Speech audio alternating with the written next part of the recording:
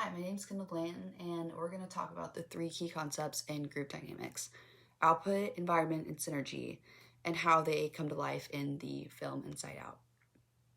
So, first we have output, and output is essentially just the result of a group's actions, like their decisions, their behaviors, or anything that they produce. And a great example in Inside Out happens at the dinner table with Riley's parents, and her emotions, joy, sadness, anger, disgust, and fear, are all working inside of her mind.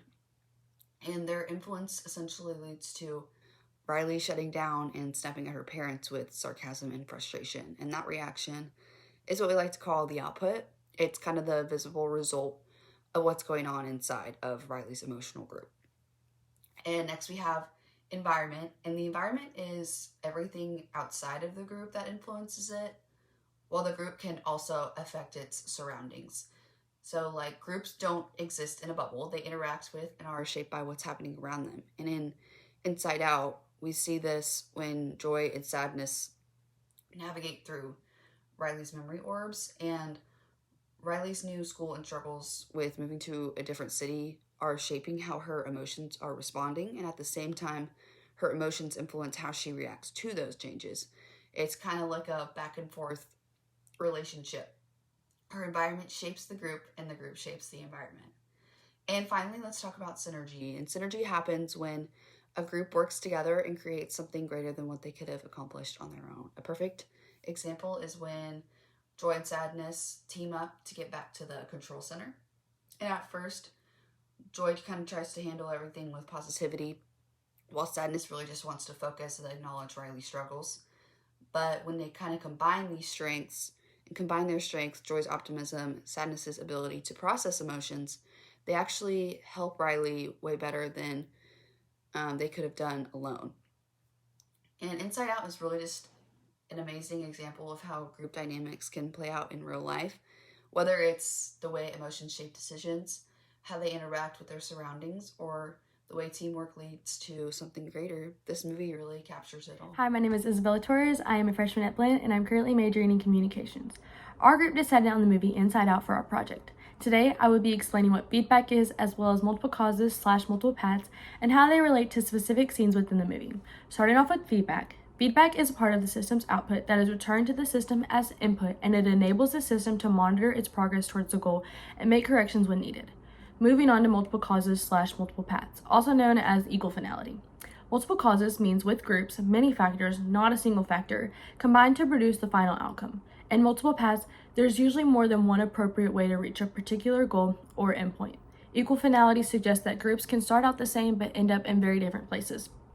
The term feedback can be applied to the scene where Riley tries to adjust to her new life in San Francisco, and all of her emotions struggle to manage how she reacts to various situations. A specific example is at the dinner table, where Riley's parents ask her about her first day at school.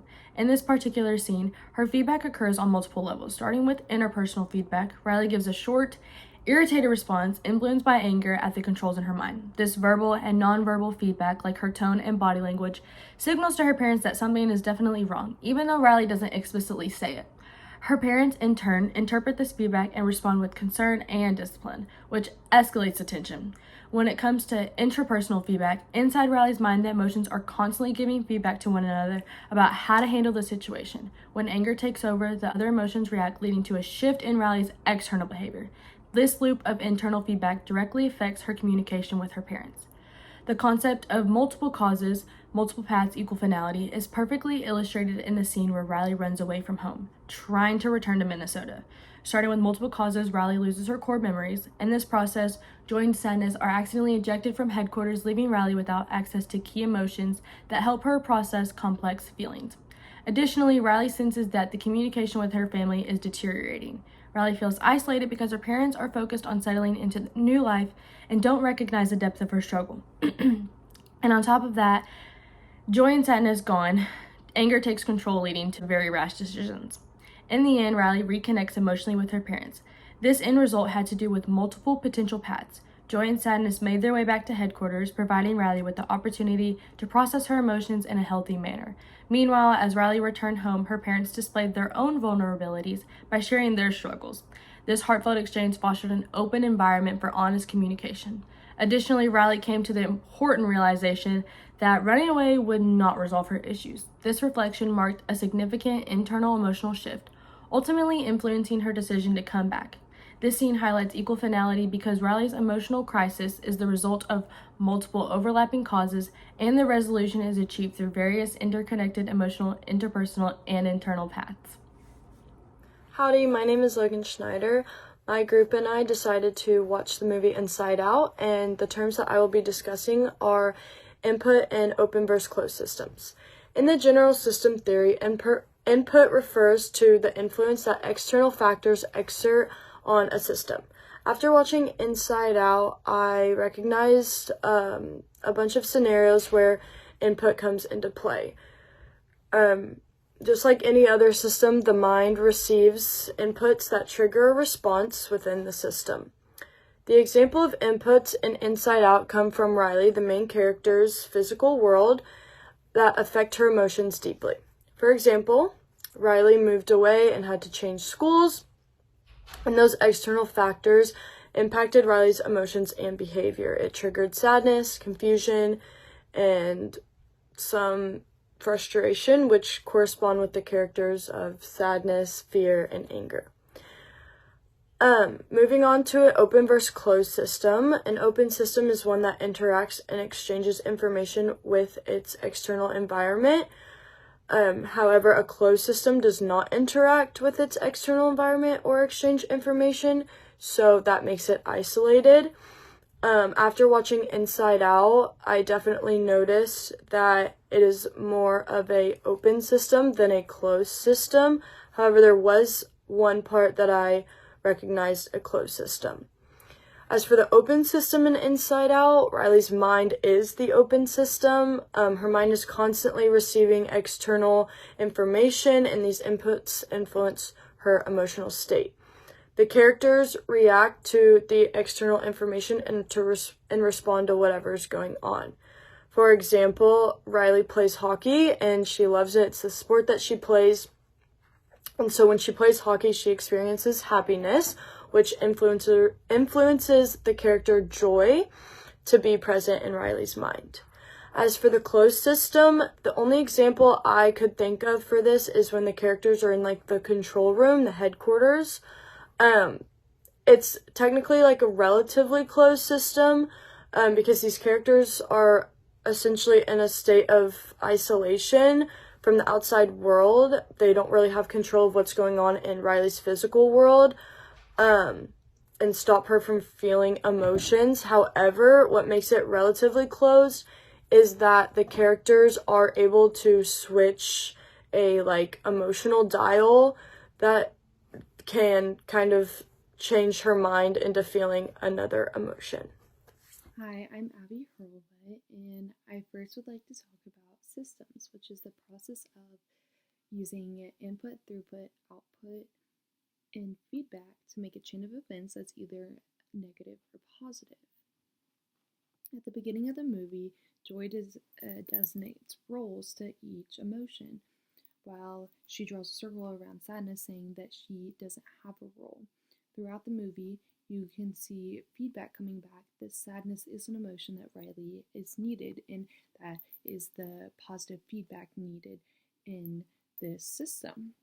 Next, I'd like to talk about throughput, which is the process of using to make sense of input, such as thinking, planning, and decision making. An example of this is, again, at the beginning of the movie, when Joy is designating roles to all the emotions.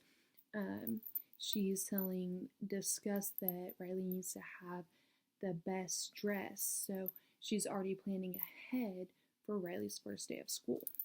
This is my speech for discussion and small group communication for the group project 1. And before I start, I'm just going to kind of introduce my two terms and what they are. So I'm doing boundary spanner, and boundary spanner is, in the systems of theory, a boundary spanner refers to an individual or entity that acts as a bridge between different systems and groups. They help facilitate the communication, the collaboration, and understanding across all boundaries that would otherwise be isolated from each other. Boundary spanners have the ability to connect and interact with multiple systems, helping them work together more effectively. And next is interdependence. Interdependence is the idea that systems or individuals rely on each other and connect in a way that their actions affect one another. In a system, everything is always interconnected. When one part of the system changes or gets somehow disrupted, it has a ripple effect for the other systems throughout the whole system. In this context, every element within the system influences and depends on each other. In the movie Inside Out, our systems theory can be seen at work through the concepts of boundary spanner and interdependence. The movie itself offers a brilliant portrayal of the main character, Riley, and how her emotions play key roles in guiding her actions and shaping her perceptions for herself becoming, a grown-up. The movie showcases how the different systems, like Riley's emotions and her personal experiences, interact with one another. One example of boundary spanner in Inside Out is the character Joy. As the emotion is responsible for Riley's happiness, joy plays a pivotal role in connecting the different emotions like sadness, anger, fear, and disgust to one another and Riley's behavior. Throughout the whole film, Joy moves between various parts of Riley's mind, like her memories, personality islands, and what they call the headquarters, which is the brain. And it acts as a liaison, you could say. She helps to integrate the different and emotional states that Riley experiences, even though these emotions have distinct and often opposing roles with one another. By doing so, Joy helps maintain balance and ensures that each of the emotion has a role to play, even when they might initially seem odd with that role. On the other hand, interdependence is clearly visible through the film as well, and it shows how the emotions rely on each other throughout the whole movie. Each emotion has a unique function, but none can operate effectively on their own. For example, when joy and sadness find themselves in a long-term memory area, they realize how interconnected their roles are. Sadness starts to take a more meaningful role, especially in Riley's emotional growth and development. This highlights how the emotions work together as interdependent. This highlights how, also, without sadness, joy wouldn't even have the depth needed to help Riley process her feelings. Similarly to anger, fear, and disgust, all influence each other's reactions, creating a complex web of emotional interdependence that Riley just supports, and it just makes a huge change in her life. In a sense, the entire emotional landscape of Inside Out shows how systems can't function in isolation. There's a constant give and take between the different emotions, demonstrating how each one is interdependent from one another, and how boundary spanner like joy facilitates that it interconnects to maintain emotional balance. So throughout Inside Out, we see the vital roles of boundary spanners and interdependence, where emotions cross boundaries to work together to help Riley cope with her challenges. Thank you.